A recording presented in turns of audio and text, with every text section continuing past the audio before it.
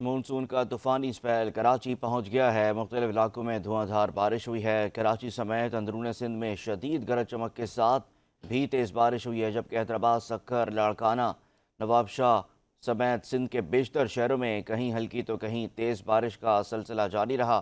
تفصیلات جانتے ہیں اس رپورٹ میں۔